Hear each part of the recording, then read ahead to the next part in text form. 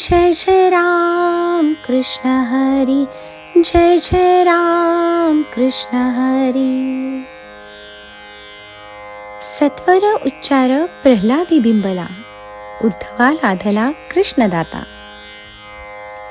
ज्ञानोबा आपल्याला उदाहरण देतात. अहो, आपल्या देशामध्ये हे असे चमत्कार घडलेले आहेत.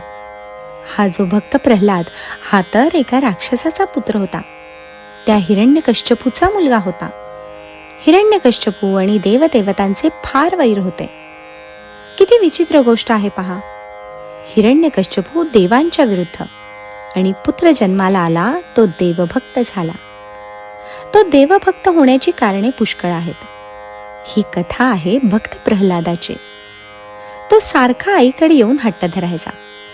आईने त्याला सांगितले, बाळ, तुला जर देव हवा असेल तर तू रानात जा, त्या देवाची प्रार्थना कर.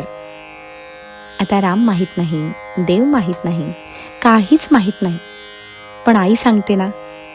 पहा, त्या प्रल्हादाचा आपल्या आईवर केवढा विश्वास आहे.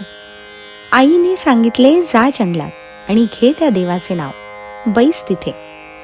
त्यामुळे तो रानात जातो आणि तिथे एका खडकावर बसून जे नाव येईल ते बोलत बसतो. मग त्याला नारद भेटतात. नारद तर सद्गुरूच आहेत. नारदांनी पाहिले, एवढेसे गोजीरवाणे बाळ दगडावर बसून देवाचे नाव घेत आहे. नारद नारायण नारायण करत तिथे गेले आणि म्हणाले, बाळ प्रल्हादा, तू इथे काय करतो आहेस? प्रल्हाद म्हणाला, महाराज, मला त्या भगवंताची प्राप्ती करायची आहे.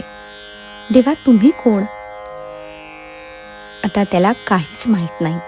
लहान मुलगा होता ना तो. नारद म्हणाले, अरे माझी काय विचारपूस करतोस? मी तुझी विचारपूस करायला आलो आहे. तुला काय पाहिजे ते तू मला सांग.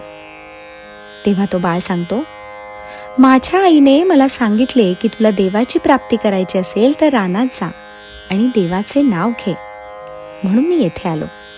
तेव्हा मी आपल्यालाही प्रार्थना करतो, महाराज, मला देवाची प्राप्ती करून द्या ना. किती लहान बाळ आहे तो, आणि हा असला विचार, ही असली बुद्धी, पूर्व पुण्याई आहे. हे असे म्हटल्याबरोबर भगवान नारद तर महान भक्त होते. त्यांनी प्रल्हादाच्या डोक्यावर हात ठेवला आणि एक मंत्र दिला. त्याला एक नाम दिले. बघा ना, प्रल्हादाला ते नाम मिळाल्याबरोबर सत्वर उच्चार प्रल्हादी बिंबला. नारदांनी जे कोणते नाम दिले असेल, राम म्हणा, कृष्ण म्हणा, जे काय नाम दिले असेल, ते नाम ऐकल्याबरोबर तो भगवत भाव त्याच्या चित्तामध्ये पूर्णपणे बिंबून गेला. प्रल्हादाला गुरूंनी दिलेले नाम इतके आकर्षित वाटले, इतके प्रतिबिंबित झाले, त्याच्या अंतःकरणाला ते इतके चिकटले की सत्वर म्हणजे ताबडतोब नारदांनी ते नाम उच्चारता क्षणी ते त्याच्या अंतःकरणामध्ये लगेच जाऊन बसले. अगदी इतके घट्ट बसले की त्या नामाने तो उद्धरून गेला. आपली तर अगदी विचित्र स्थिती आहे. आपला जो मंत्र आहे, आपल्याला गुरूंनी दिलेले जे नाम आहे, ते काही घट्ट बसतच नाही. काही लोक तो सोडूनच देतात, नामच विसरून जातात. वास्तविक आपली साधना जपाची सुद्धा साधना आहे. आपण तो जप करावा. गुरु प्रदत्त जे नाम आपल्याला मिळाले आहे, जो मंत्र आपल्याला मिळालेला असतो, तो मंत्र आपल्या अंतःकरणामध्ये बिंबला पाहिजे, चिकटला पाहिजे, अगदी त्या प्रल्हादासारखा. आणि मग सदैव तेच नाम घेत राहिले पाहिजे, तेच जपत राहिले पाहिजे.